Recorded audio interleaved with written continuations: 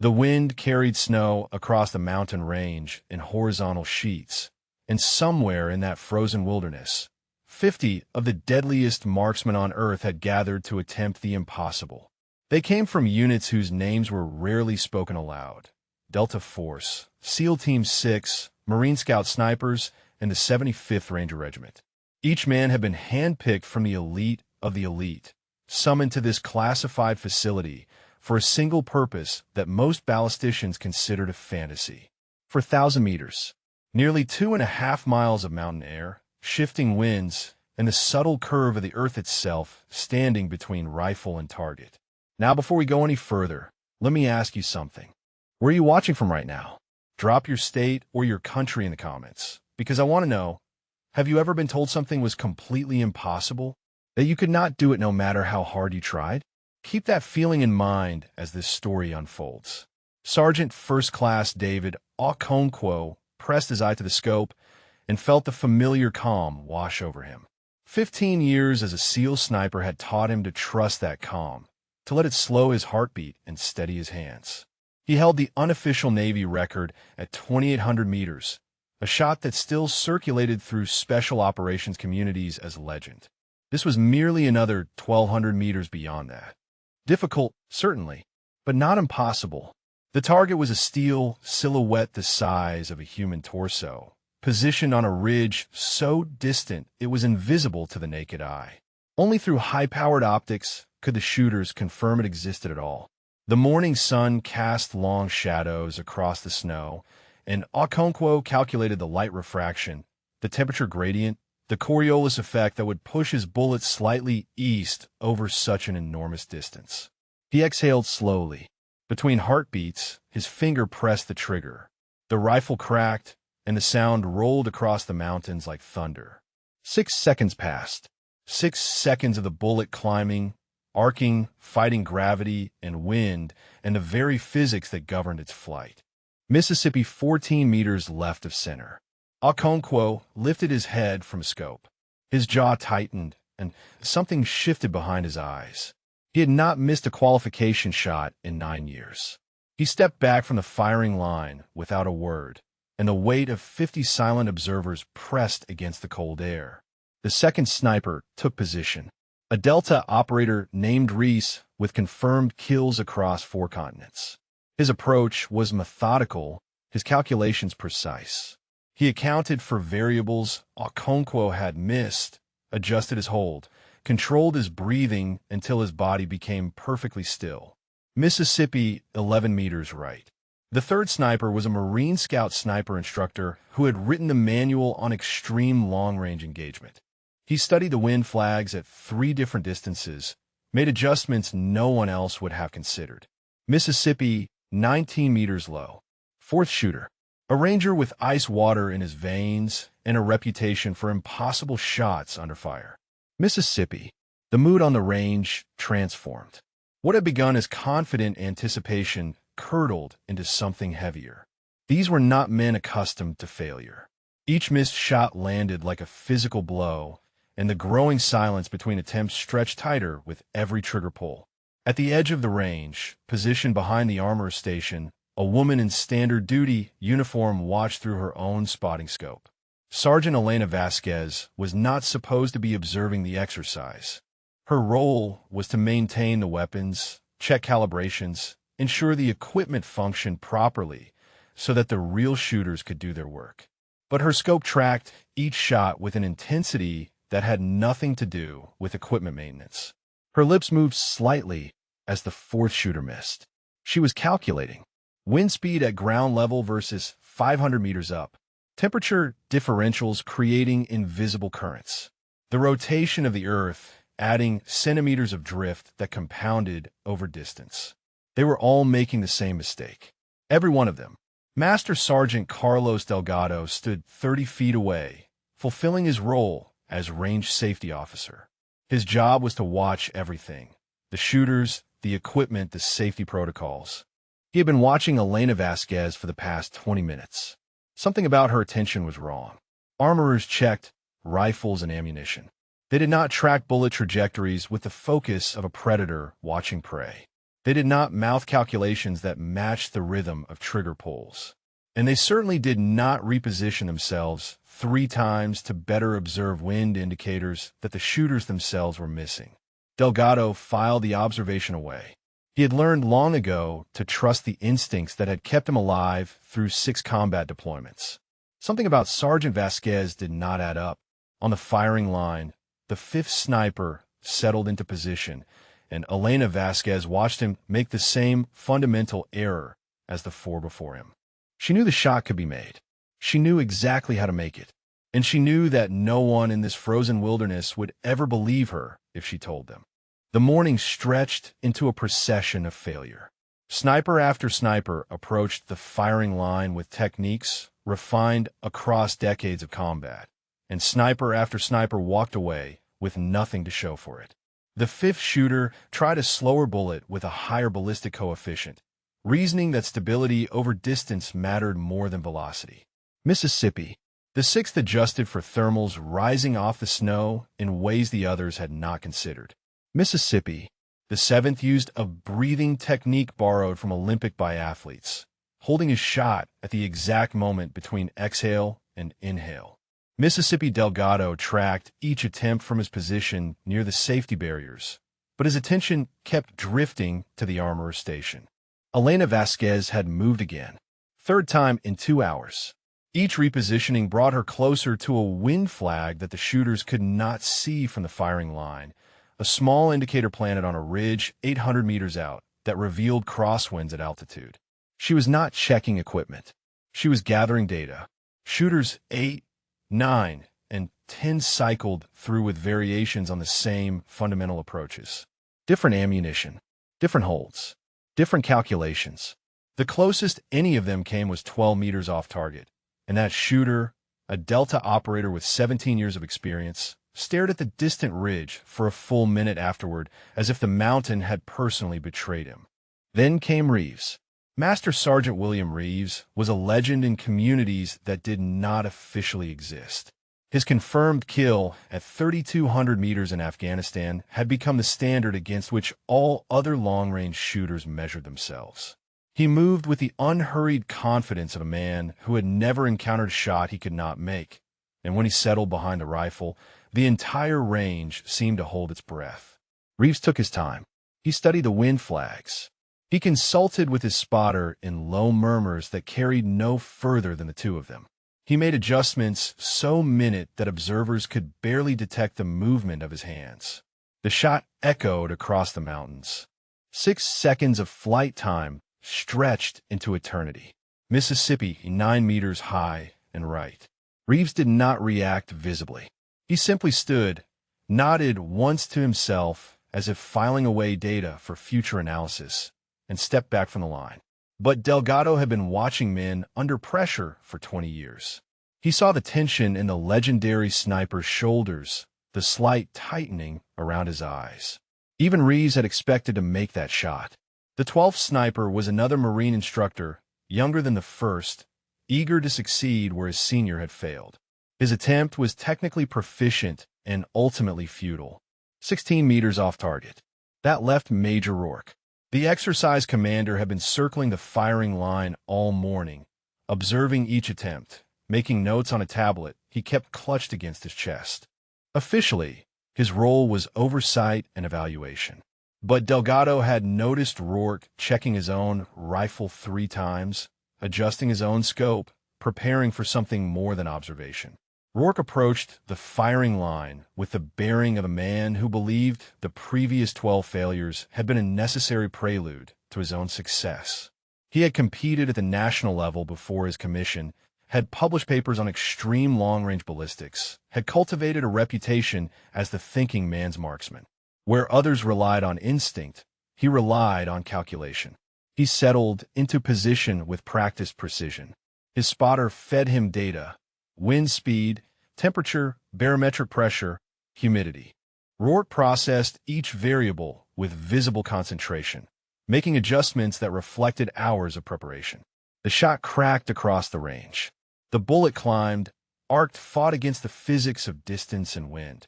Mississippi, 18 meters off target. Rourke's fist slammed against the rifle rest. The sound was sharp and sudden in the mountain silence, and 50 operators watched their commanding officer struggle to compose himself. His jaw worked silently, processing frustration that had nowhere professional to go. He stood abruptly. "The exercise will continue tomorrow at 0600, he announced. "Same conditions, same target. We will solve this problem." No one pointed out that they had been trying to solve the problem all day. No one mentioned that 13 of the best marksmen in the world had just failed the same shot. The operators dispersed toward their quarters, conversations muted by the weight of collective defeat. Elena Vasquez waited until the firing line had cleared before approaching the range safety station. Delgado watched her come, noting the deliberate casualness of her stride, the way she seemed to be working to appear unremarkable. "Sergeant Vasquez," he said, "something I can help you with?" She stopped a respectful distance away. "Just a technical question, Master Sergeant. The rifles being used today, they're the M2010 platform with a standard 24-inch barrel, correct?" Delgado studied her face. "That is correct. And the ammunition is the 300 Winchester Magnum, the 220 grain load?" "Also correct." He paused. "Why do you ask?"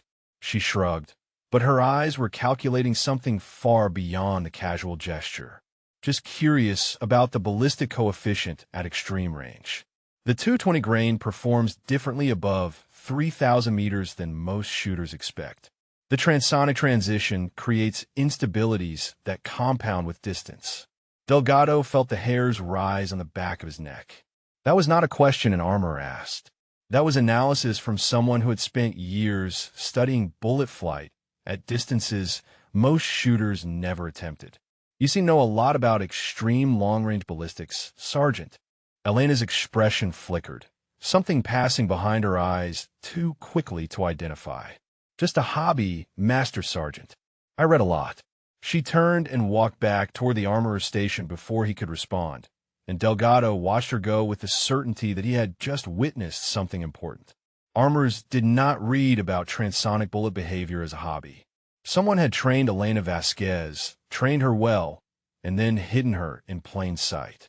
He needed to find out why. Elena found Major Rourke near the command tent as the sun began its descent behind the western peaks.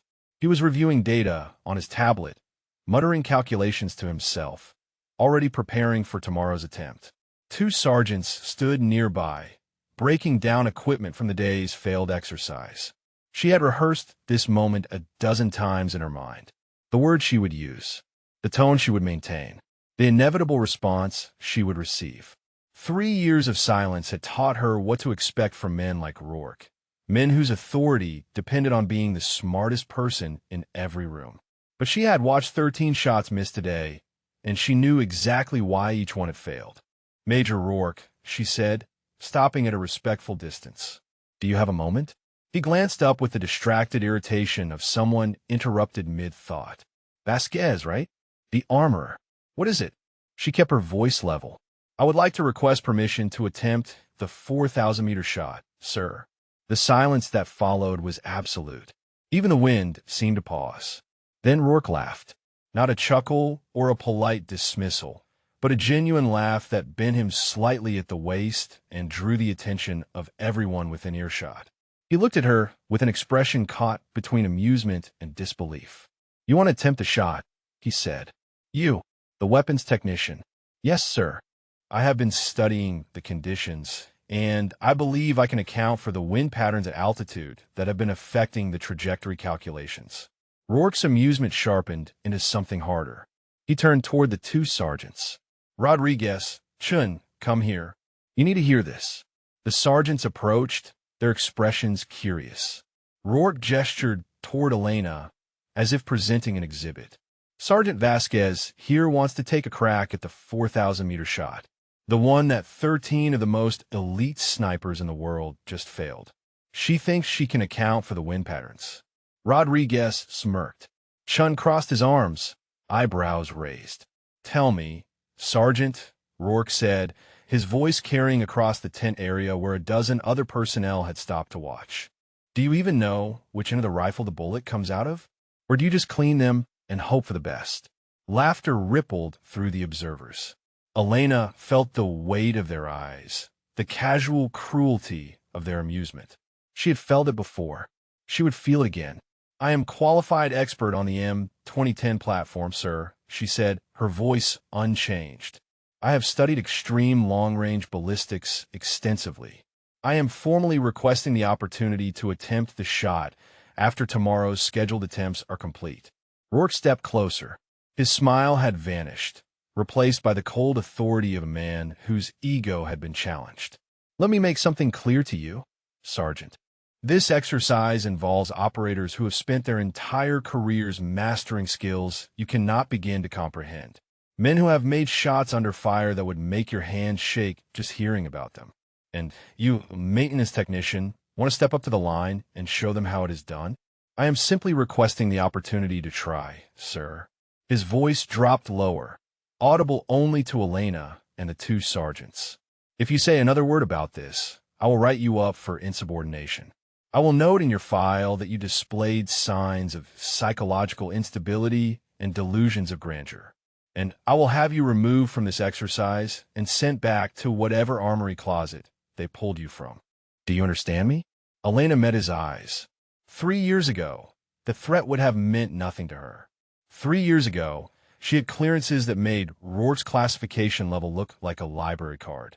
But that was before the mission, before the cover-up, before they buried her so deep that even she had started to forget who she used to be. "I understand, sir," she said. "Good. Now go clean the rifles like you were supposed to.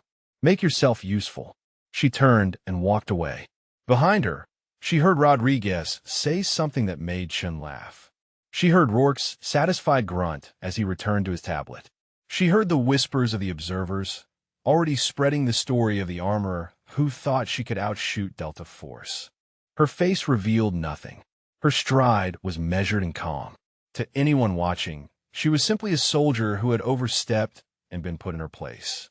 30 feet away, Master Sergeant Delgado watched the entire exchange from beside the safety equipment locker. He had seen soldiers humiliated before. He had seen them shrink, flush with embarrassment, hurry away to escape the mockery. What he had never seen was what Elena Vasquez had just displayed. She was not embarrassed. She was not surprised. She had walked into that confrontation knowing exactly how it would end, and she had done it anyway. That was not the behavior of a delusional maintenance technician.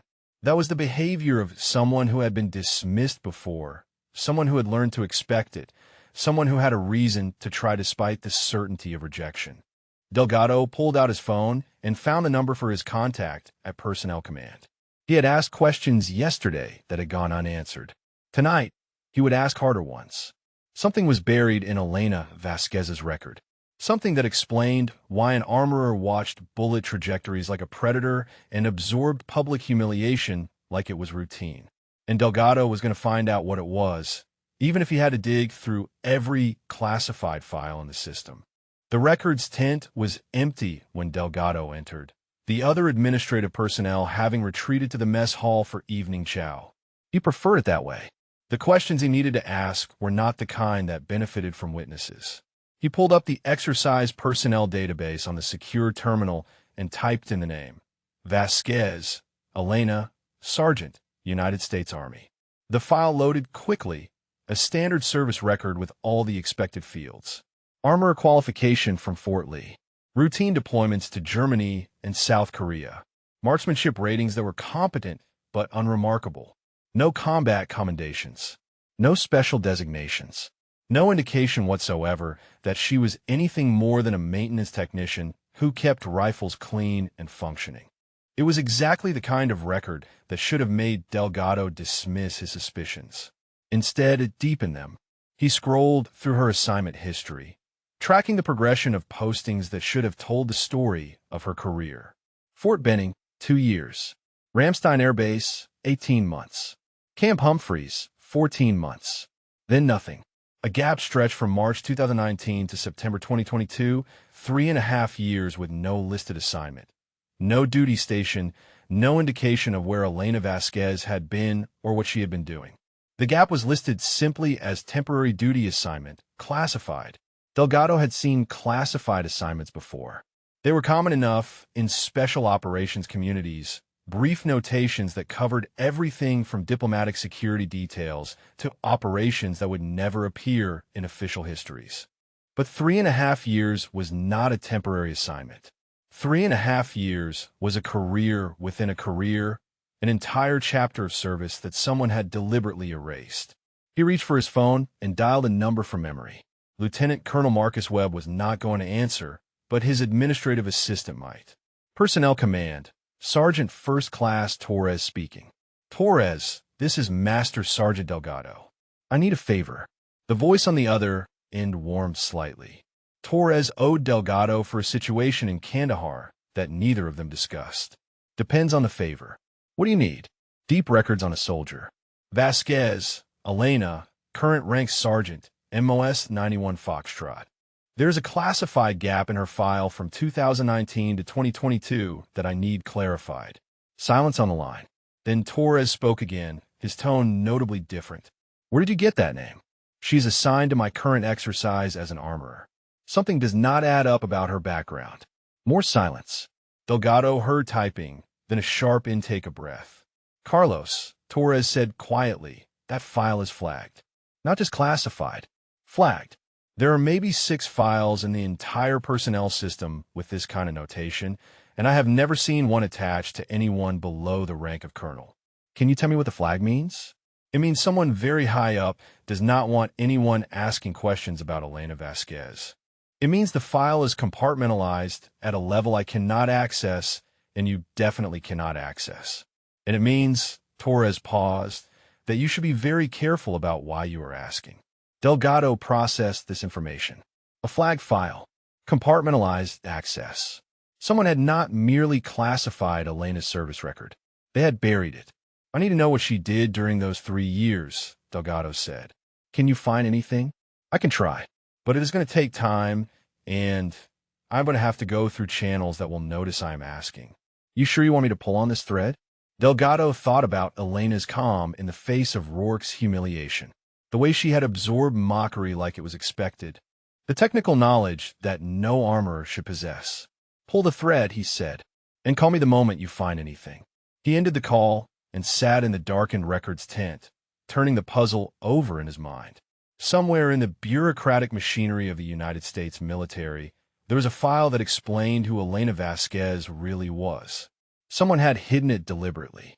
And now Delgado had set forces in motion that would either uncover the truth or bring attention he might not want. Through the tent flap, he could see the command tent across the compound, its lights burning bright against the mountain darkness.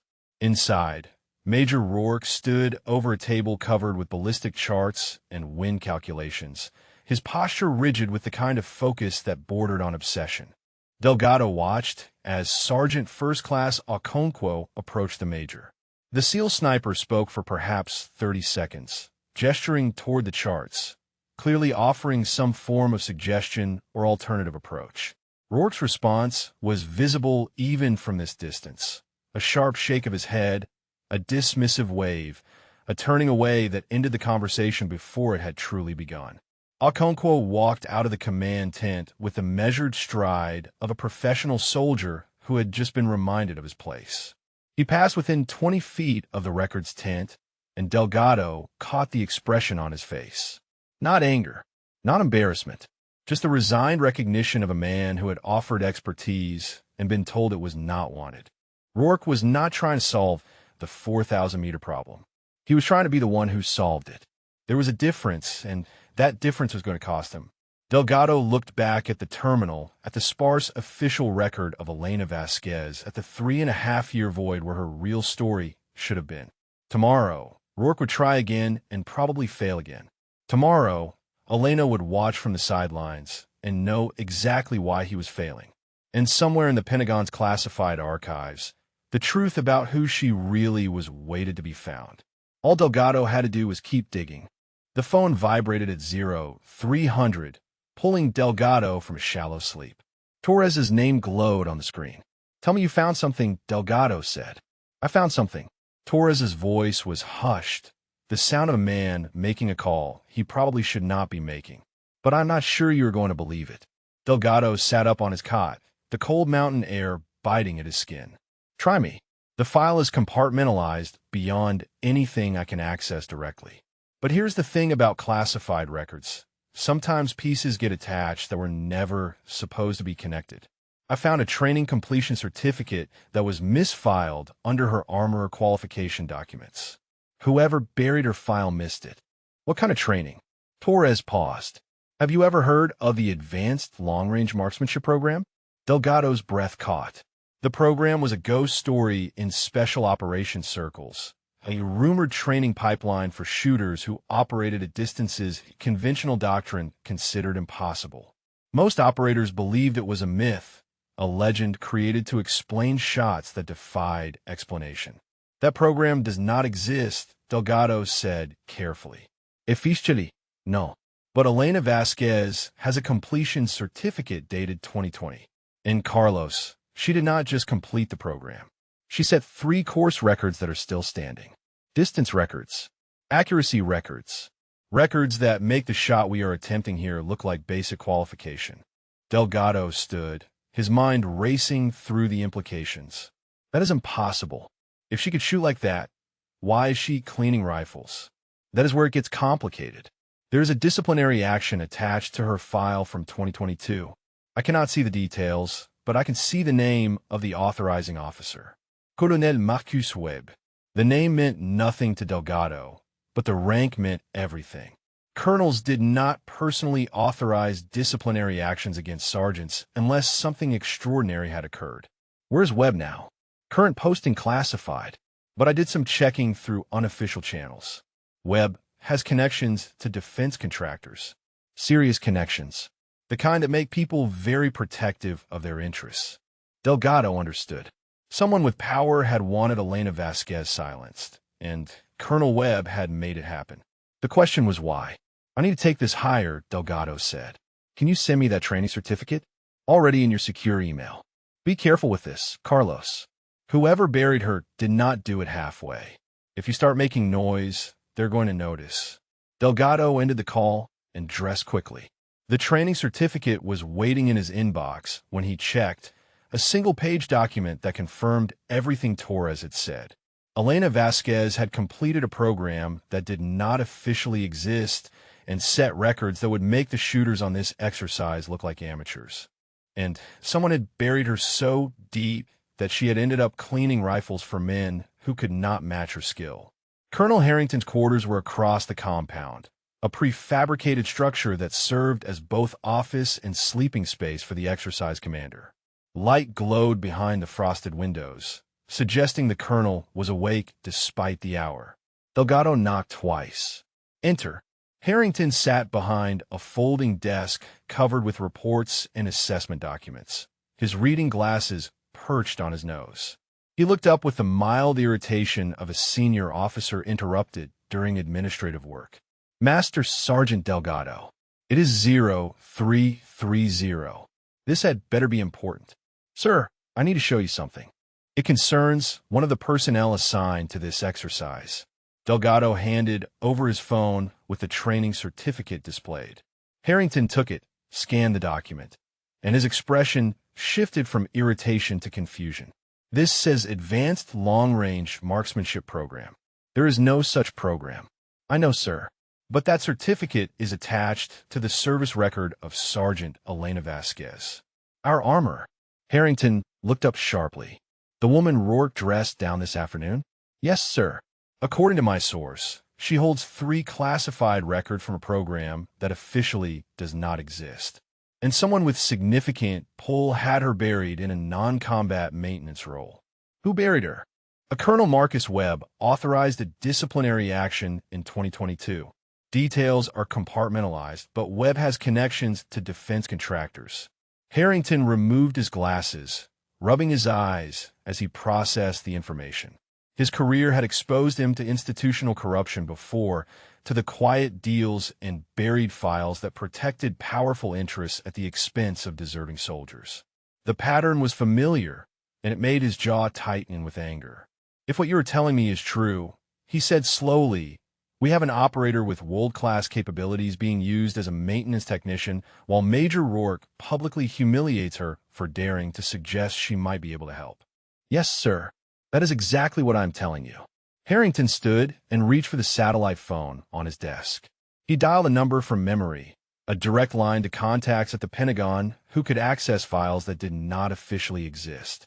"This is Colonel James Harrington," he said when a line connected. "I need an immediate file review on a soldier named Elena Vasquez. And I need you to tell me everything about a disciplinary action authorized by Colonel Marcus Webb in 2022. He listened for a moment, then nodded. "I understand it is 0400 on the East Coast. Wake someone up. I need answers before sunrise." He ended the call and looked at Delgado with the hard expression of a commander who had just discovered a wrong that needed correcting. "If she is what that certificate says she is," Harrington said, "then we have been watching the wrong shooters all day. And someone is going to answer for burying one of our best." The Pentagon called back in 47 minutes. Harrington had seen classified files unsealed before, but never with this kind of speed. Someone very senior had made a decision, and that decision had consequences rippling down through the chain of command at 4 in the morning. "Colonel Harrington," the voice on the line said, "I am transmitting a file to your secure terminal now. It is being unsealed for your review only under Article 15 provisions. You understand what that means?" "I understand," Harrington said.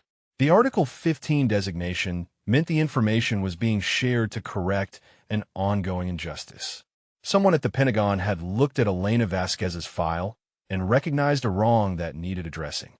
The transmission took 3 minutes. When it finished, Harrington opened the file and began to read. Delgado stood silently by the door, watching the colonel's expression transform from professional focus to something far more visceral.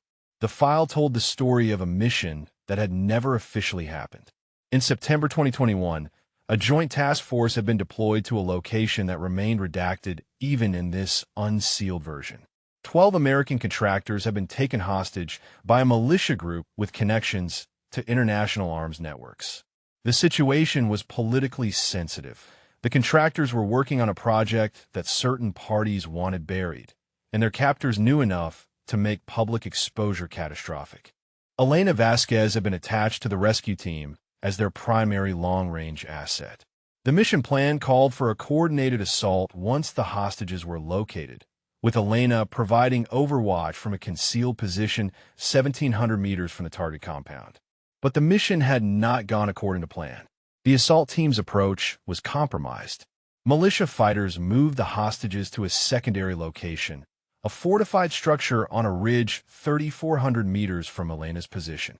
The team leader reported that direct assault was impossible. The hostages would be executed before they could breach. Elena had requested permission to engage the militia commander from her current position. 3,400 meters, more than 2 miles. A shot that the team leader called impossible and that command initially denied. She took the shot anyway. The file included the after-action report from the team leader. 1 round, 1 kill. The militia commander dropped mid-sentence, and the confusion that followed gave the assault team the opening they needed. All 12 hostages were recovered alive. Elena Vasquez had made the longest confirmed kill shot in the history of American special operations. And then someone had made it disappear. Harrington scrolled to the disciplinary section, his jaw tightening with each paragraph. Colonel Marcus Webb had been the liaison officer between the task force and certain defense contractors whose interests aligned with the militia's international connections. The dead commander had been a business associate. His death had cost those contractors significant money and exposed relationships they had worked to keep hidden. Webb had initiated an investigation into Elena's unauthorized shot. He had recommended she be evaluated for psychological instability, citing her decision to fire without explicit authorization as evidence of dangerous impulsivity. The evaluation had been conducted by a psychologist with financial ties to the same contractors. The conclusion was predetermined. Elena Vasquez was deemed unfit for combat duty. She was offered a choice: accept a quiet reassignment to a non-combat role, or face formal charges for disobeying a direct order in a combat zone. The charges would have been fabricated, but they would have ended her career and possibly resulted in imprisonment. She had taken the reassignment. She had become an armorer, and for 3 years, one of the most skilled shooters in American military history had been cleaning rifles while men with half her talent collected commendations and promotions. Harrington closed the file and sat in silence for a long moment. His hands were shaking, not from fear but from a rage that had been building since he first recognized the pattern of institutional corruption in Elena's story. "This is why I keep doing this job," he said finally, "because someone has to find these things and fix them." Delgado spoke from the doorway. "What do we do now, sir?" Harrington stood, his decision already made. "Where's she right now?" "At the armorer's station, sir, cleaning the rifles that failed to make the shot today." The irony was not lost on either of them. The woman who could have made the 4,000-meter shot on the first attempt was spending her nights maintaining the weapons that lesser shooters had failed with. Harrington reached for his jacket. "The exercise resume's at 0600. I want to be on that range when Rourke fails again. And when he does, Sergeant Vasquez is going to get the chance she should have had from the beginning." "And Webb, sir?" Harrington's expression hardened. "I am forwarding this file to the Inspector General with a recommendation for immediate investigation. Colonel Webb is going to discover that burying inconvenient soldiers has consequences. It just took 3 years for those consequences to find him." The sun broke over the eastern ridge at 0547, casting long shadows across the firing range. Elena had been at the armorer's station since 0500, laying out the rifles for the day's attempts, checking actions and scopes with the mechanical precision of someone who had done this work 1,000 times before. She had not slept. The conversation with Rourke played through her mind on a loop, not because it had surprised her, but because it had confirmed everything she had learned to expect. Men like Rourke existed at every level of the military. Men whose authority depended on being the best in the room. Men who saw competence in others as a threat rather than an asset. She had stopped fighting them 3 years ago. She had learned to disappear, to become invisible, to let her skills atrophy, while she cleaned rifles and counted the days until her enlistment ended. But watching 13 shots miss yesterday had awakened something she thought she had buried. The 4,000-meter target was not impossible. The shooters were simply solving the wrong equation. Major Rourke arrived at the firing line at 0555, his bearing sharp with renewed determination.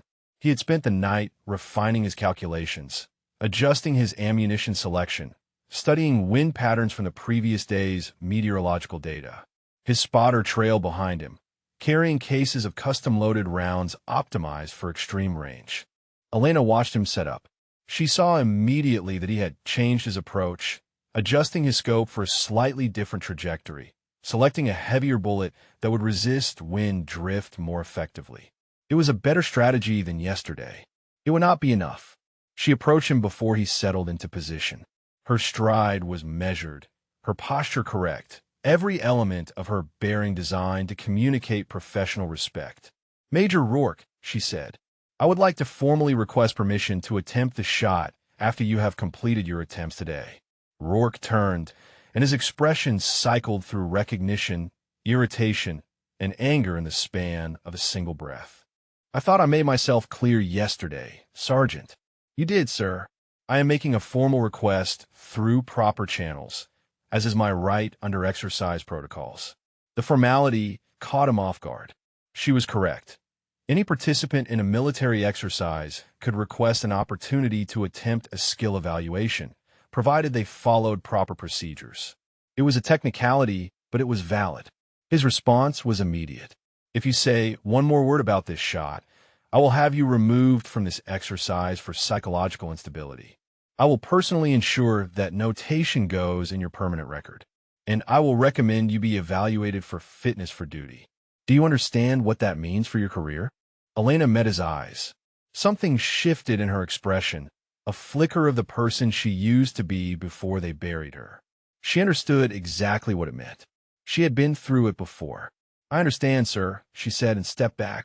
Rourke turned to his rifle with the satisfaction of a man who had reasserted control. He settled into position, working through his pre-shot routine with methodical precision. His spotter fed him updated wind readings. He made final adjustments to his scope. The shot cracked across the mountain range, the sound echoing off the peaks like rolling thunder. 6 seconds of flight time. 6 seconds of a bullet fighting gravity, wind, and the curve of the earth. Mississippi, 14 meters off target. Closer than yesterday. Not close enough. Rourke's hand slammed against the rifle rest, the sound sharp and sudden. His curse carried across the range, drawing glances from the operators who had gathered to watch. "The conditions are impossible," he said, loud enough for everyone to hear. "The wind shear at altitude is unpredictable. No one can account for variables that change moment to moment." Elena spoke from behind him, her voice quiet but clear. "The conditions are not impossible. The approach is wrong." The silence that followed was absolute. 50 operators watched as Major Rourke rose from the firing position and turned to face the armorer who had just contradicted him in front of his entire command. His face was red. His hands were shaking. 3 years of institutional authority, of being the expert in every room, of never being challenged by someone he considered beneath him, all of it compressed into a single moment of fury. "Military police," he called out, his voice carrying across the range. "Remove this soldier from the firing line immediately. She is to be confined to quarters, pending psychological evaluation." 2 MPs near the safety barriers exchanged uncertain glances. One of them stepped forward, approaching Elena with the hesitant bearing of a soldier who sensed something was wrong but lacked the authority to question it.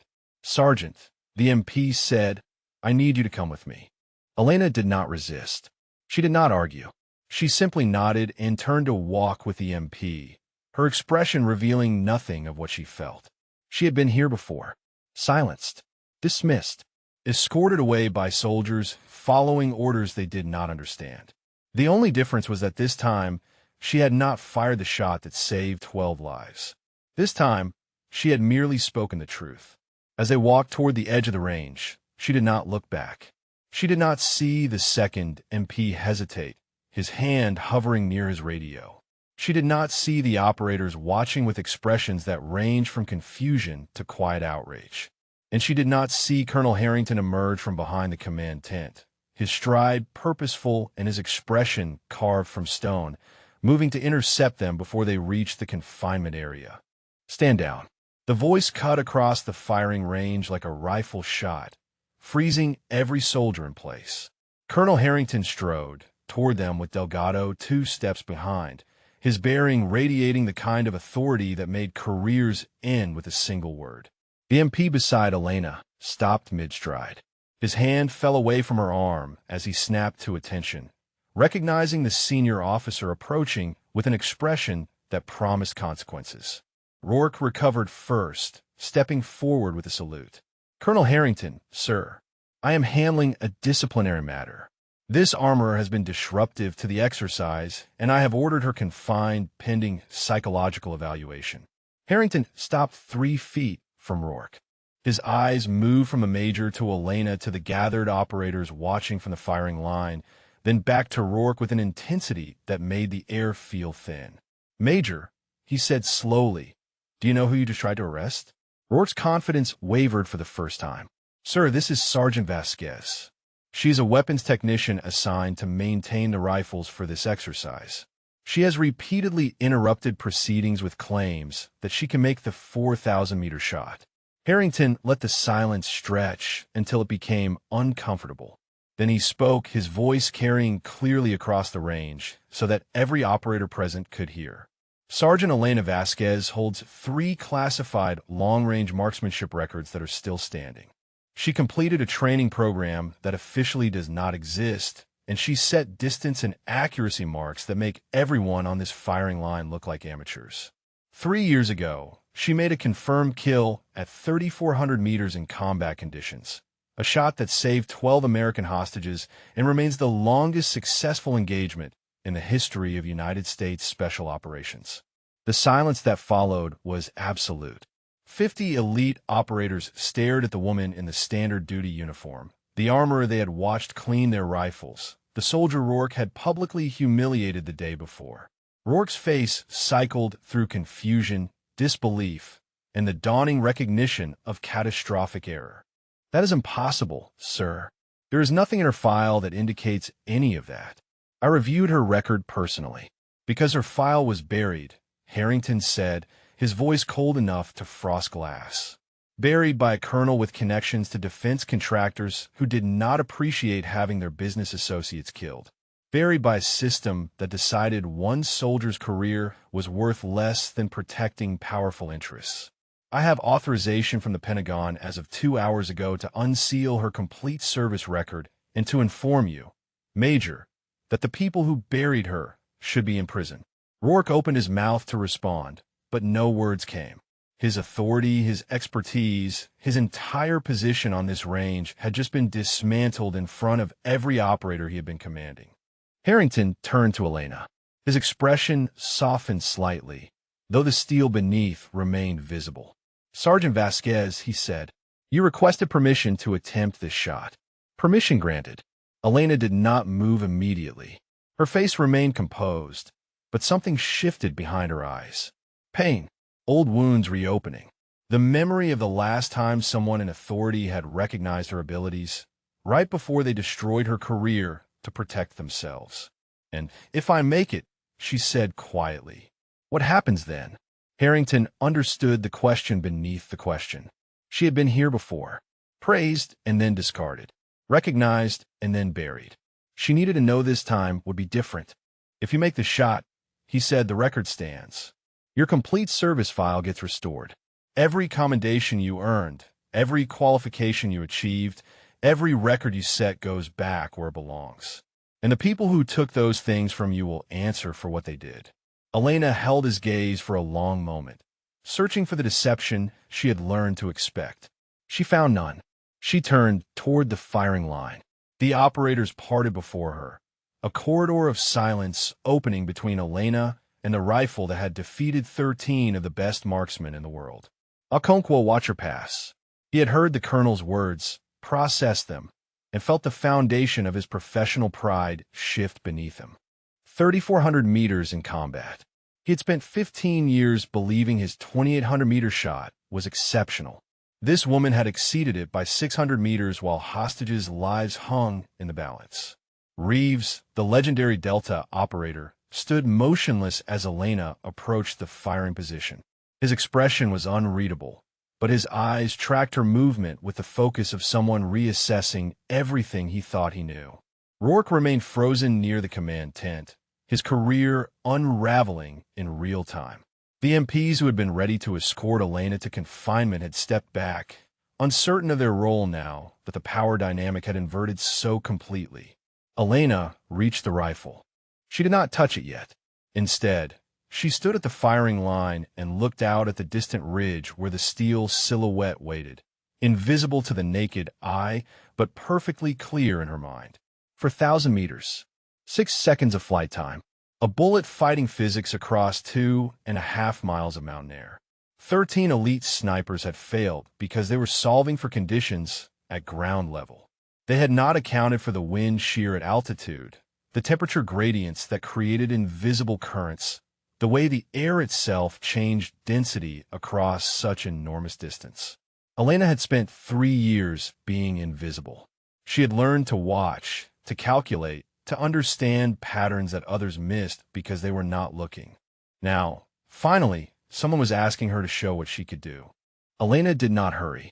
She had learned long ago that the moments before a shot were not about speed, but about precision, about building the internal architecture that would guide a bullet across distances that defied conventional understanding.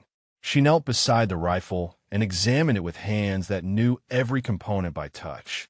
The M2010 was a precision instrument, capable of extraordinary accuracy in the right hands. But the 13 shooters who had failed with it had been fighting against its design rather than working with it. She made 3 adjustments that no one else had considered. The first was to the cheek rest, lowering it 2 millimeters to change the angle of her eye against the scope. The second was to the bipod tension, loosening it slightly to allow the rifle to settle more naturally against the ground. The third was invisible to anyone watching. She adjusted her own breathing pattern, synchronizing her internal rhythm with the pulse of the mountain wind. Okonkwo stood 15 feet away, watching every movement with the intensity of a student observing a master. He had spent 15 years refining his own pre-shot routine, building habits that had served him across dozens of combat engagements. What Elena was doing looked similar on the surface, but the details were fundamentally different. She was not using the standard scope calculations. Her lips moved silently, and Okonkwo recognized the rhythm of ballistic computation, but the variables she was processing went beyond anything in conventional doctrine. Master Sergeant Delgado, Elena said without looking up, I need wind readings at 3 altitudes: 500 meters, 2,000 meters, and 3,500 meters above ground level. Delgado blinked. We have not been measuring at those altitudes. The meteorological unit is only tracking ground-level conditions. Then get them, Elena said. Her voice was calm, but there was steel beneath it.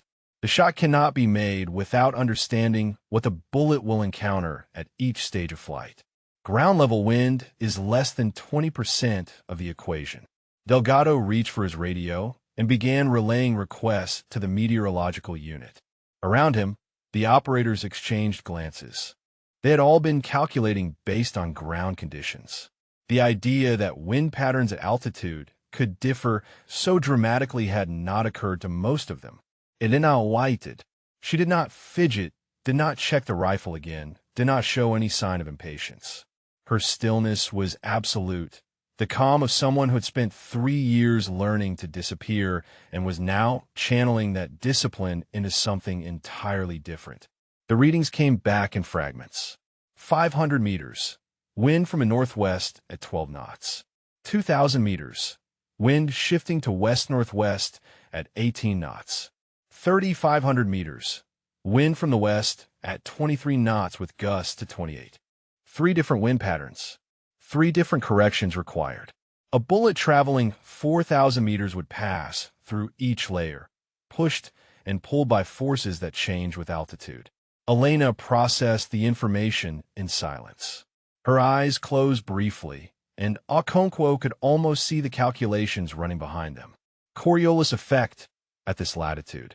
Temperature gradient from the valley floor to the upper ridge. Air density variations that would affect drag coefficient.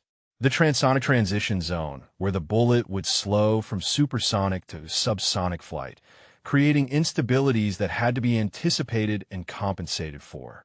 She opened her eyes and made one final adjustment to the scope. The movement was so small that Okonkwo barely registered it. Perhaps a quarter minute of angle, perhaps less. But Elena's expression suggested that tiny correction was the difference between impact and miss. She settled into position behind the rifle, her body aligned with the weapon in a way that seemed almost organic, as if the rifle were an extension of her nervous system rather than a separate tool. Her breathing slowed, for seconds between each breath, then 5, then 6. The range had gone completely silent. 50 of the most elite special operators in the world stood motionless, watching a woman they had dismissed as a maintenance technician prepare to attempt a shot that had defeated all of them. Reeves watched with his arms crossed, his legendary status suddenly feeling less certain. Okonkwo felt his own heartbeat loud in his ears, aware that he was witnessing something that would redefine his understanding of what was possible. Even Rourke, frozen near the command tent, could not look away. Harrington stood beside Delgado, his expression unreadable. He had seen Elena's file. He knew what she had accomplished 3 years ago under conditions far more difficult than this. But knowing and witnessing were different things, and even he felt the weight of the moment pressing down on the mountain air. Elena's finger moved to the trigger. Not pressing, not yet, simply establishing contact, feeling the precise resistance that separated intention from action.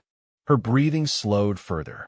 Her heartbeat became a distant rhythm, something she observed rather than experienced. The world narrowed to a single point of focus. The steel silhouette 4,000 meters away, invisible to the naked eye, but perfectly clear in her mind. She had spent 3 years being invisible. 3 years cleaning rifles while lesser shooters took the shots she should have been taking. 3 years watching her skills atrophy while the men who buried her collected promotions and commendations. This shot would not give her those years back. Nothing could, but it would prove that they had been wrong to bury her. It would demonstrate that excellence could not be erased simply because it was inconvenient. She exhaled slowly, emptying her lungs until there was nothing left. In the pause between breaths, in the space between heartbeats, her finger began its final pressure against the trigger. The trigger broke clean. The rifle cracked, and the sound rolled across the mountains like thunder, echoing off the peaks and fading into the frozen distance. Elena held her position. I pressed to the scope, body motionless as the recoil settled through her frame and disappeared into the earth beneath her. The bullet climbed into the morning sky at nearly 3,000 feet per second, fighting gravity from the moment it left the barrel. At this distance, the projectile would travel for more than 6 seconds before reaching its destination. 6 seconds of flight through shifting winds, changing air densities, and the subtle curvature of the planet itself.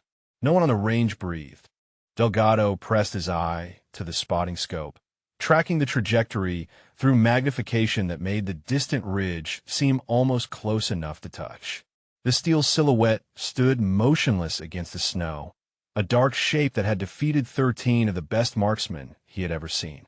The bullet passed through the first wind layer at 500 meters, pushed slightly off course by the 12-knot crosswind. Elena had accounted for this, had aimed into the wind by a margin so precise that the deviation actually corrected itself as the projectile continued climbing. 2 seconds of flight time. The bullet began its long arc downward, transitioning from climb to descent as gravity asserted its inevitable pull.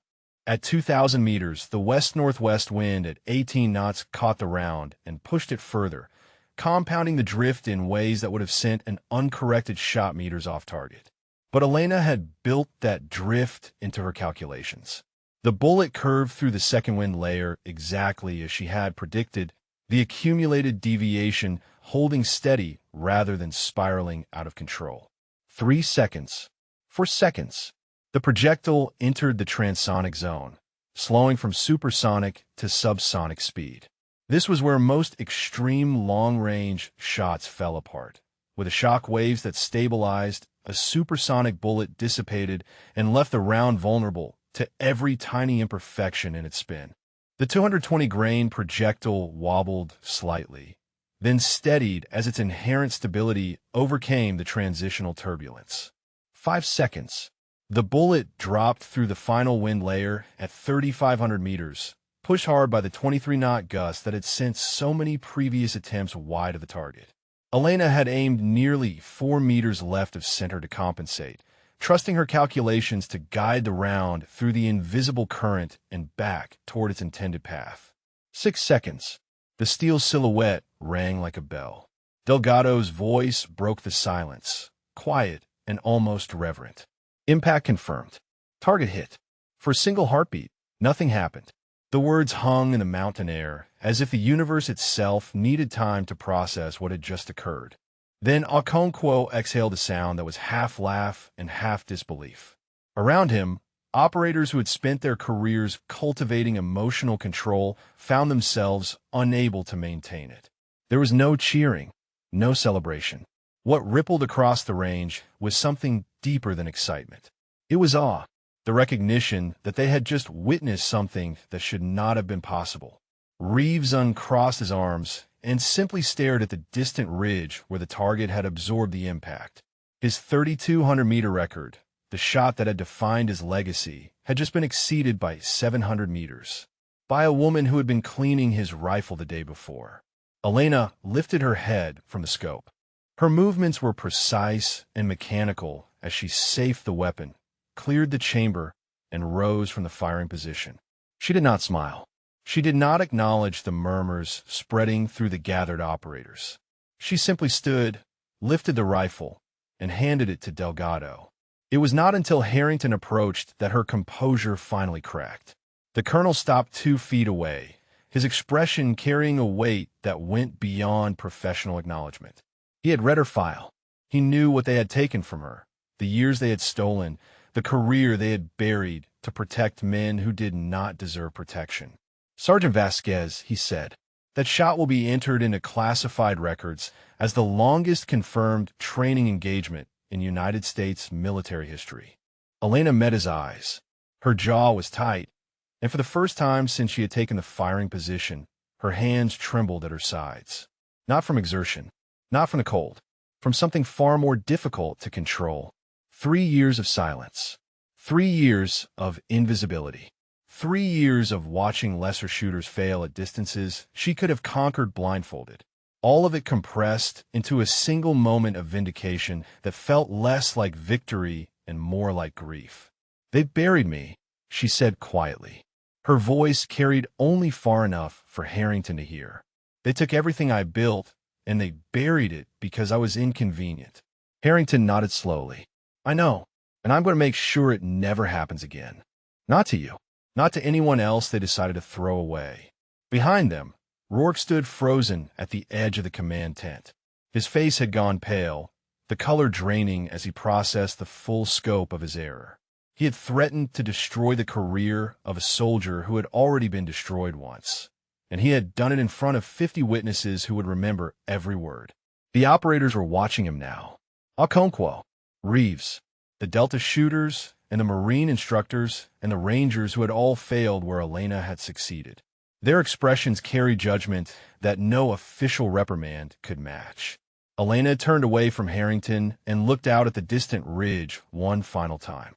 The target she had struck was invisible from here, but she could feel its presence, could trace the path her bullet had taken through wind and gravity and physics itself. She had proven what she had always known. She had demonstrated that the skills they buried could not be erased simply because powerful men found them threatening. Now came a harder part, deciding what to do with a future she had stopped believing she would have. The command tent felt smaller than it had the day before. Major Rourke stood at attention before the folding desk where Colonel Harrington sat reviewing documents, and the weight of 50 witnesses pressed against the canvas walls from outside. Harrington had requested the presence of all senior operators for this meeting. Okonkwo stood near the entrance. Reeves occupied the far corner. The Delta shooters, the Marine instructors, the Rangers who had failed the shot that Elena had made look simple, all of them arranged around the perimeter like a jury that had already reached its verdict. "Major Rourke," Harrington said without looking up from the papers in his hand. "Do you know what these documents are?" Rourke's jaw tightened. "No, sir." Harrington finally raised his eyes. "These are the internal personnel reports that were distributed to all exercise commanders prior to deployment. Reports that included flags for any participant whose service record contained anomalies requiring follow-up. Sir, I reviewed all personnel files as required by protocol." Harrington's voice remained level, but the temperature in the tent seemed to drop. Then you saw the notation indicating that Sergeant Vasquez's file contained a 3-year classified gap that warranted further investigation before assignment to duties below her potential qualification level. Rourke's silence was its own confession. "You saw it," Harrington continued, "and you chose to ignore it. You chose not to investigate. You chose to treat a soldier with an unusual record as nothing more than a maintenance technician because that interpretation served your purposes. I was maintaining discipline, sir. She was disruptive to the exercise." Harrington stood slowly. The movement was controlled, deliberate, the action of a man who had learned to channel anger into precision rather than explosion. "You threatened to fabricate psychological instability charges against a decorated combat veteran," he said. "You threatened to destroy her career a second time to protect your chance at personal glory. And you did it in front of 50 witnesses who heard every word." From the entrance, Okonkwo spoke. His voice was quiet but carried clearly through the tent.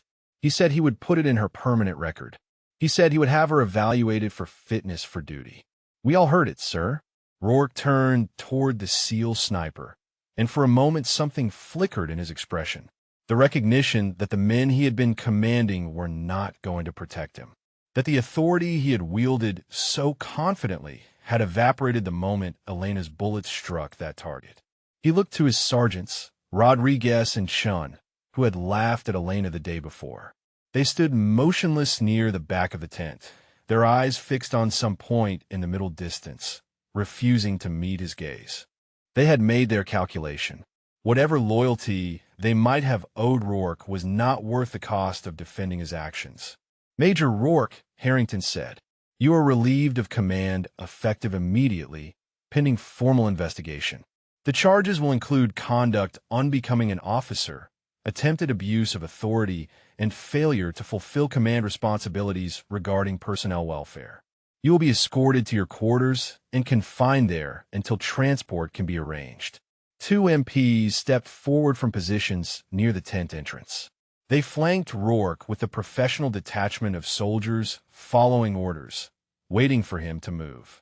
Rourke did not argue. He did not defend himself.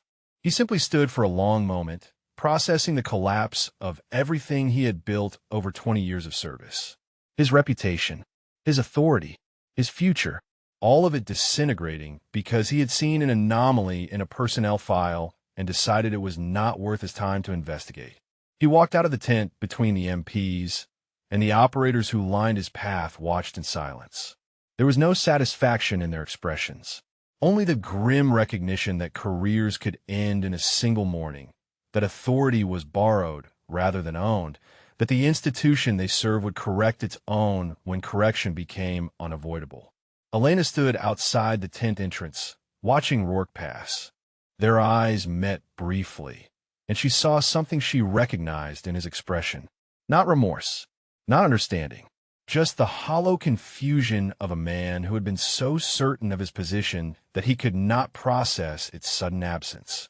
She had seen that look before, on Colonel Webb's face, 3 years ago, when he realized that burying her would require more effort than he had anticipated. On the faces of the men who had signed off on her evaluation, who had convinced themselves that silencing one inconvenient soldier was a reasonable price for protecting their interests. Rourke would recover eventually. Men like him always did. They found new positions, new opportunities, new ways to rebuild what they had lost.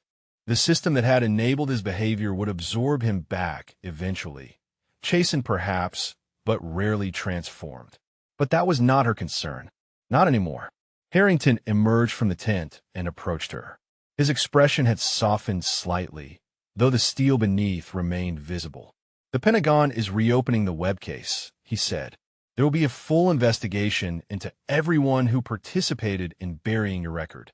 Webb himself, the psychologist who conducted your evaluation, the administrative officers who processed your reassignment. All of them." Elena absorbed this information in silence. 3 years ago, she would have felt vindication. She would have seen justice finally arriving, would have believed that accountability meant something. Now, she simply felt tired. "It will not bring back the 3 years," she said. Harrington nodded slowly. "No, it will not. Nothing can give you back what they took. But it might stop this from happening to someone else. It might make the next person think twice before they decide to bury a soldier, because her excellence is inconvenient." Elena looked out at the mountain range, at the distant ridge, where her bullet had struck a target that 13 elite snipers could not hit. The snow was beginning to fall again, soft flakes drifting down from a gray sky, covering the footprints and equipment marks that recorded the morning's events. "Someone else," she repeated quietly. "You think there are others?" "I think there are always others," Harrington said. "People who get buried because they threatened someone powerful. People whose records disappear because the truth is inconvenient. The only question is whether we find them in time to make a difference." Elena considered this. Somewhere in the vast machinery of the military, there were soldiers like her. Soldiers whose skills had been deemed threatening, whose careers had been sacrificed to protect interests that had nothing to do with service or duty. She had been rescued by chance, by a master sergeant who noticed something wrong and refused to let it go. Others might not be so fortunate. "What happens now?" she asked. Harrington's answer would determine whether the last 3 years had been an ending or a beginning. Elena waited, and the snow continued to fall, and somewhere in the distance, the steel target she had struck stood silent against the white horizon. 3 months later, Elena stood in a Pentagon corridor she had never expected to see again. The walls were lined with photographs of generals and admirals, men whose careers had been built on decisions that shaped history. She had walked past these same photographs 3 years ago, escorted out of a building she had believed would be the center of her professional life. Now she was walking back in. The ceremony was small by Pentagon standards, a conference room rather than an auditorium. 24 attendees rather than hundreds. But the people present carried weight that transcended numbers. The Army Chief of Staff, the Commanding General of Special Operations Command, the Inspector General who had spent 3 months dismantling the network that had buried her. Colonel Marcus Webb was not among them. He was in a different building entirely, awaiting court-martial on charges that had expanded far beyond Elena's case. The investigation had uncovered a pattern stretching back 7 years, a systematic arrangement between certain officers and defense contractors that had sacrificed soldiers' careers whenever those careers threatened profitable relationships. Webb was merely the most visible node in a network that had finally been exposed. The Army Chief of Staff presented Elena's restored commendations personally. The combat citation she had earned in 2021 finally acknowledged. The classified record she had set during training officially entered into the books. The promotion she had been denied, retroactively approved with back pay and benefits calculated from the date she should have received it. Elena accepted each document with the same composed expression she had worn on the firing range. She shook hands, acknowledged the words of recognition, stood for the photographs that would be classified along with everything else about her career. But when the ceremony concluded and the senior officers departed, she remained in the empty conference room, looking at the folder of documents that represented 3 years of stolen service finally returned. Delgado found her there 20 minutes later. He had been promoted as well, recognition for his role in uncovering the truth that others had tried to bury. "The commanding general made you an offer," he said. "I heard." Elena nodded. "Command of the Advanced Long-Range Marksmanship Program. The same program whose existence she had once been forbidden to acknowledge. They wanted her to train the next generation of shooters who would operate at distances that conventional doctrine still considered impossible. "Are you going to take it?" Delgado asked. Elena was quiet for a long moment. Through the window, she could see the courtyard where Pentagon staff walked between buildings, carrying documents and decisions that would shape operations she would never know about. "I told them I would accept on one condition," she said finally. "Selection criteria based solely on demonstrated ability. No politics, no connections, no old networks deciding who gets opportunities based on anything other than what they can do." Delgado smiled slightly, and they agreed. They did not have a choice. The Inspector General's investigation had exposed exactly what happened when selection processes became corrupted. The institution was motivated to demonstrate that it could correct itself. 1 year later, Elena stood on a different mountain range, watching a new group of candidates attempt long-range qualification. The Advanced Long-Range Marksmanship Program had been officially acknowledged 6 months earlier, its existence declassified as part of broader reforms following the Webb investigation. Candidates now applied through transparent channels, evaluated by metrics that could not be manipulated by officers protecting personal interests. 23 candidates had begun the course. 11 remained. Among them was a young sergeant named Rivera, a woman who had arrived with exceptional scores from conventional sniper training and a determination that reminded Elena of herself a decade earlier. Rivera was the only female candidate in the current class, and Elena had watched her navigate the same skepticism she had once faced. The qualification shot was 1,800 meters. Not impossible, but demanding. One by one, the candidates took their positions and fired. Some hit, some missed. The standard was absolute: impact or elimination. Rivera approached the firing line with tension visible in her shoulders. She had heard the whispers from certain instructors who questioned whether she belonged here, who suggested that diversity initiatives had placed her in a program beyond her abilities. The pressure of proving them wrong was written in every line of her body. Elena walked to her side before she settled into position. The other candidates watched, uncertain what the program commander was doing. "Trust your training," Elena said quietly. "Trust your calculations. The rifle does not know your gender. Neither does the target." Rivera looked up at her. For a moment, the tension in her expression wavered, replaced by something that might have been recognition. She was not alone. Someone had walked this path before her and survived. She settled into position.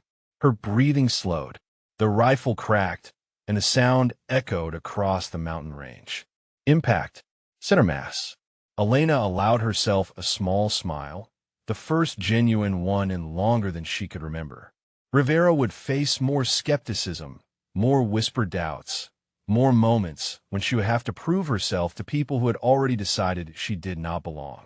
But she would face them knowing that excellence could not be buried forever, that the truth had a way of surfacing regardless of who tried to suppress it. The program continued. More candidates fired. More targets were struck or missed. The mountains witnessed it all with the same patient indifference they had shown for millennia, unconcerned with the small dramas of humans attempting to push the boundaries of what was possible. Elena watched her candidates cycle through their qualifications, and she thought about the soldiers still out there, buried in assignments that did not match their abilities, silenced by systems that valued convenience over excellence.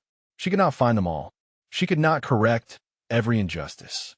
But she could build something here, a program where ability mattered more than politics.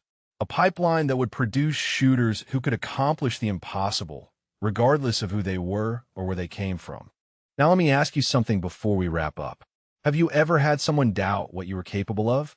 Have you ever been told you could not do something, only to prove them completely wrong?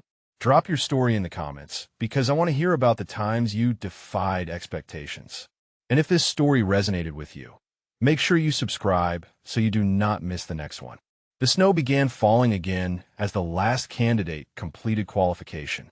Elena gathered her instructors for the debrief that would shape tomorrow's training. In the distance, the targets they had been shooting stood silent against the white horizon, small dark shapes at distances that most people would never attempt. For 1,000 meters away, a steel silhouette still bore the mark of the shot that had changed everything. The hole in its center was a small thing, barely visible from more than a few feet away. But it represented something far larger than a single bullet's impact. It represented the truth that excellence, once demonstrated, could not be undemonstrated. That the skills they had tried to bury had survived 3 years of neglect and emerged stronger than before.